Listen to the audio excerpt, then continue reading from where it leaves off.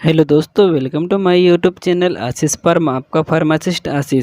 Hello दोस्तों, आज हम लोग इस वीडियो के अंदर बात करने वाले हैं मीरोफिनम इंजेक्शन के बारे में। पूरी डिटेल जानेंगे, जैसे कौन सी कंपनी की दवा है, इसके क्या कंपोजिशन होते हैं, इसके क्या फायदे और साइड इफेक्ट क्या है, इसके इस्तेमाल करने के तरीके, डोज क्या है। और तो दोस्तों, वीडियो को प्लीज आप लोग पूरा एंड तक जरूर देखें ताकि हर एक चीज़ आसानी से समझ में आ जाए।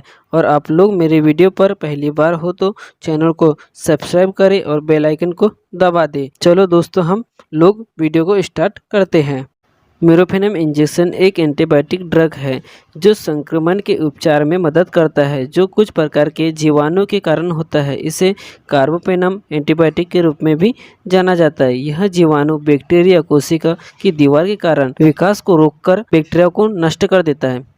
मीरो इंजेक्शन के डोज और कंपोजिशन के बारे में हम बात कर लेते हैं। इसमें कितनी मात्रा होती है। मीरोफिनम इंजेक्शन में 250 mg में भी आती है, एक 500 mg 1 ग्राम और एक 1.5 ग्राम में आती है। इसको दिन में 3 बार दे सकते हैं। इसको 100 NS में ही देना चाहिए।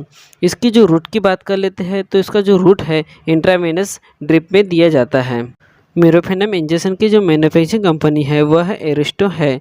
इसकी जो कॉस्ट और हम MRP की बात कर लेते हैं तो इसको मैक्सिमम आपको 1000 के लगभग में आपको यह मिल जाएंगी।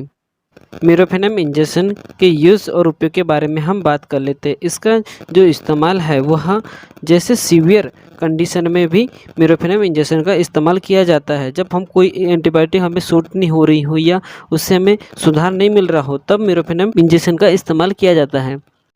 निमोनिया को कंट्रोल करने के लिए भी मीरोफिनम इंजेक्शन का इस्तेमाल किया जाता है। निमोनिया फेफड़ों का एक इन्फेक्शन है। संक्रमण आमतौर पर यह फेफड़े या वायरस के कारण होता है। संक्रमण आपके फेफड़ों में सूजन या इन्फ्लामेशन के कारण बनाता है। आपके फेफड़े में हवा की थैली भर सकती है, जिससे फेफड़े में सांस लेने में भी आपको प्रॉब्लम हो सकती है।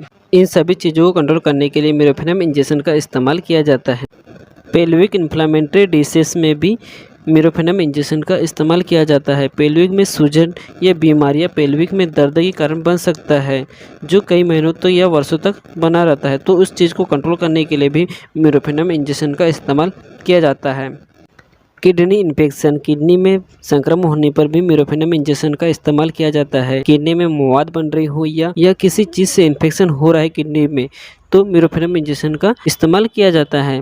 बैक्टीरियल इन्फेक्शन, बैक्टीरिया के इन्फेक्शन में भी मीरोफिनम इंजेक्शन का इस्तेमाल किया जाता है। यूरिन ट्रैक इन्फेक्शन, पेशाब में संक्रमण, पेशाब या मूत्र मार्ग में आपके डिफिकल्ट हो रही हो या बर्निंग हो रही हो या इन्फेक्शन हो गया हो, तब आप मीरोफिनम इंजेक्शन का इस्तेमाल कर सकते हैं।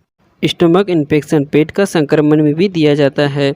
ब्लड इन्फेक्शन में भी इस इंजेक्शन का इस्तेमाल किया जाता है। सर्जिकल साइट इन्फेक्शन, यानी कोई भी आपको ऑपरेशन कर रहे हो उसमें इन्फेक्शन है तो यह मवाद बन रहा हो, तब मीरोफिनम इंजेक्शन का इस्तेमाल कर सकते हैं। स्किन इन्फेक्शन, त्वचा संक्रमण, त्वचा से रिलेटेड कोई भी इन्फेक्शन हो रहा हो, तब भी आप मीरोफिनम इंजेक्शन का इस्तेमाल कर सकते हैं।